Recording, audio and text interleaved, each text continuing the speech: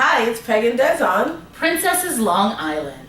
Chanel goes to see a rabbi this week. Yes. Wearing the biggest glasses I've ever seen in my life. She looked like the rabbi that used to be on Seinfeld. He would wear those ginormous black glasses. I couldn't take my eyes off the glasses. As a matter of fact, I barely understood what was going on in the scene. I had to rewind because I was so focused on those glasses.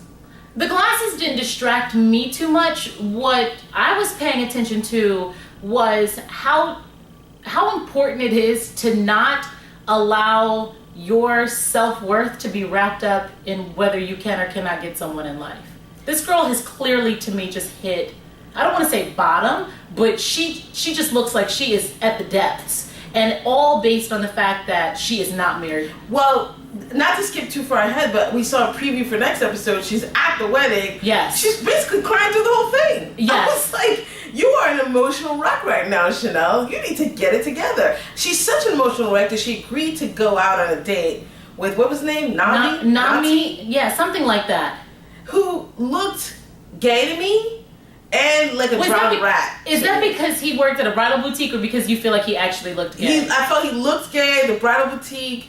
He was unattractive. He looked like a drowned rat to me. But she was very like, sure, yeah, let's do this. I think that Chanel was just giving this guy an opportunity just on the strength of her not having any dates, really. But I just think it's unfortunate that so much of who she is wrapped up in whether she can or cannot find somebody and get married within a finite period of time. And frankly, her mother is not doing anything to help that. If I hear that woman say one more thing about getting married within the next 6 months to a year, I'm going to reach through my television and slap her. Well, here's the thing. Does Chanel work? Does she have a job? It doesn't seem so. I'm not sure. She's never mentioned working. Right. So she's 27. She probably went to college. Yes. And then the whole time was being groomed for marriage. So once you graduate college at 22, if you don't go out and get a job and start doing something, the only other thing to do is to get married, right? Because now you're just living on the parents. So now it's been 5 years since then.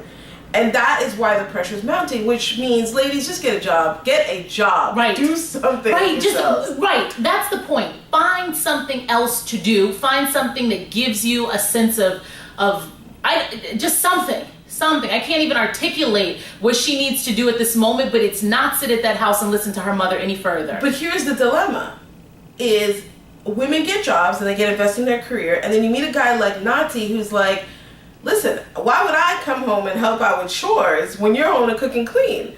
So you go out, you get a job, you get all invested in a career, and then you meet some dude that just wants you to cook and clean for him. Well, here's the thing. I didn't find what he was saying to be that out of line. And here's why. I was looking at that conversation from his perspective of Chanel not working, right? She doesn't seem like she works right now. Doesn't seem like she's interested in doing so. So I understood what he was saying, that if I wake up and I go to work for 12, 14, or 16 hours a day, and you are at my house or at our home during the day, then you should be cleaning and you should be cooking, because that is your responsibility in our relationship. Now, if Chanel were working and that responsibility solely rested with her, then that would not be fair to me in my mind. However, I thought that that's where he was coming from. Okay, fair enough. But then she's been given a bill of goods because she doesn't cook. She doesn't probably clean that much. No, she doesn't. I'm with you on that. I don't cook, and cleaning is a second, maybe third thought to me as well. But here's the thing. So, you're being groomed to be a wife, but you're not being groomed to be the kind of wife that's going to sit around the house and cook and clean. Who's she going to end up with?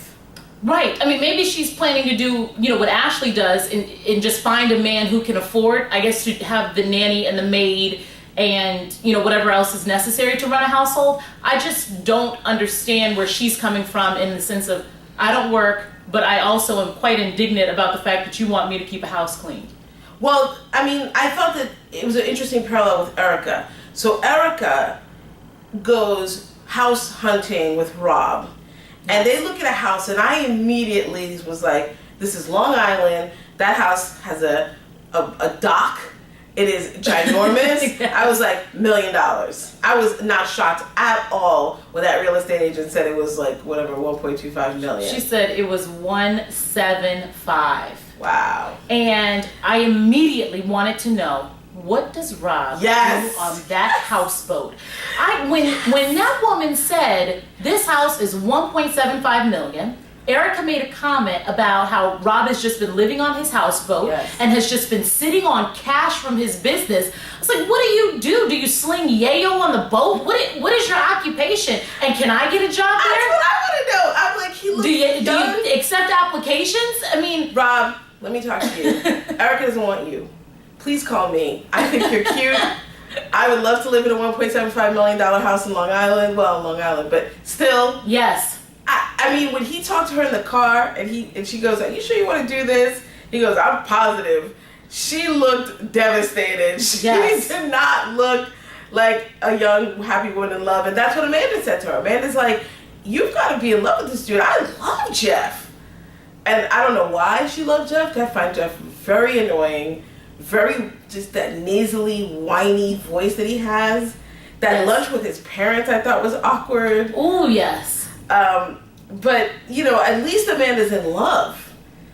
Right. But Erica reminds me of a young woman who's at a place in her life who is falling into the time trap. It is now time for me to engage in X and Y behaviors. Therefore, I'm going to engage in them despite the fact that my heart's not in them. Right. So I'm 29. It's time to get married. It's time to move in with someone. I'm looking around. I'm trying to figure out what I'm going to do next with my life. I'm not beat for this dude, but at least he's here. He loves me and he's loyal. Let me just go ahead and move in. And he has money to blow. Let me just go ahead and move in. Yeah. So we'll see what happens with those two. I don't actually foresee a moving in situation. I think she'll blow that relationship up before she moves in with Rob, but we'll see what happens. I think that's why she keeps trying him, right? That's why all the phone calls keep coming in and all the late nights and all the stuff that he's asking her not to do. That's why she keeps doing it, because I think she's trying to sabotage. Yeah, agreed. Right. So Amanda, we talked about, she's in love. She actually goes to her mom this week and says, Babs. Hey, hey Babs, what do you think if Jeffy and I get married? Babs looked at her dead in the face and said, absolutely not. Right. And Amanda did that thing which I really hate that girls do, which is, you're just jealous. You're jealous. I don't think I have ever cracked these black lips to say to my mother that you're jealous of me, because I'm quite frankly afraid that my duck reflex isn't strong enough. How could you open your mouth to look at your mother, even if you believe that deep within your heart of hearts, to tell your mother that she is jealous of you? I thought that was so mean, especially considering the woman's been divorced, that she's dating, that she clearly has these moments when she's lonely. That was just a below the belt comment to me. I agree. And I will say that her mother handled it beautifully, which she was like, look, I would never be jealous of my own flesh and blood.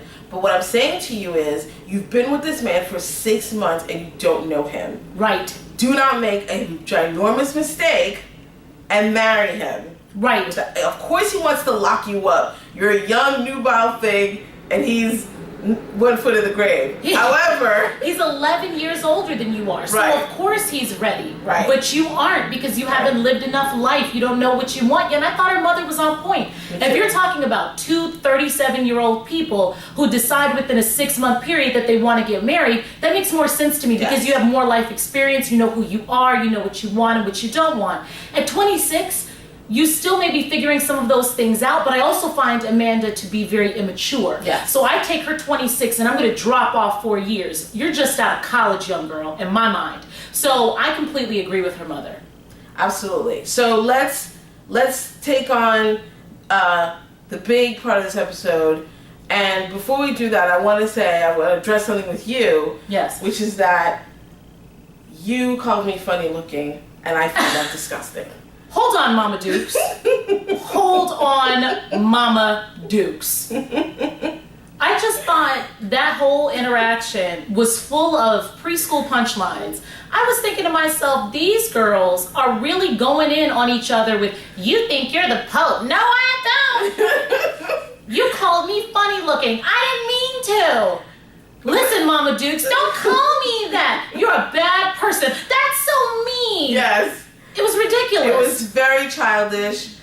I could not believe these nearly 30 and 30-year-old women sitting in a restaurant having a slap fight with each other over the fact that one of them doesn't really care for the other and vice versa. But not even an interesting slap fight, right? Like, if we're gonna get into it, I'm grown, you're grown, I meet you in a restaurant for the ill sit down, let's get fisticuffs happening. Like, let's make it real. This is not Love and Hip Hop. We're not gonna go lunge over tables. No, this is how Jewish princesses fight in Long Island. Yawn, ladies, yawn. It's, you're mean. No, you're mean. No, you're mean. You're the meanest.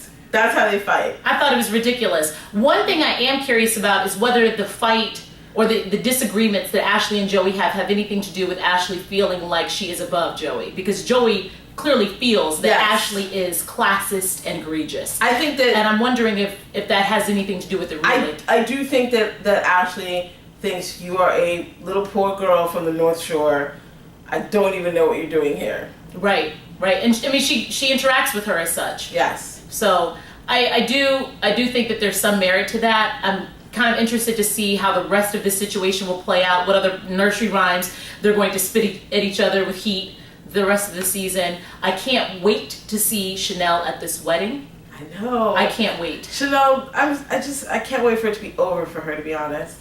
Yes. Because it's very emotionally draining for her and for me to watch.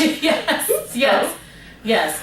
All right. Please subscribe to our channel and follow us on Twitter at PegandDes. And don't forget to watch our videos on mistresses, couples therapy, and love and hip hop. Bye. Bye.